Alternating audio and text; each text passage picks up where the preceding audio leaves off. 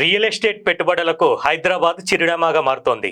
చిన్న చిన్న మదుపరుల నుంచి విదేశీ సంస్థాగత పెట్టుబడిదారుల వరకు అందరి చూపు విశ్వనగరం వైపు పడుతోంది. రియల్ ఎస్టేట్ రంగానికి అనుకూల వాతావరణం ఉండటంతో అన్ని తరగతుల వారు నగరాన్ని స్వర్గధామంగా భావిస్తున్నారు.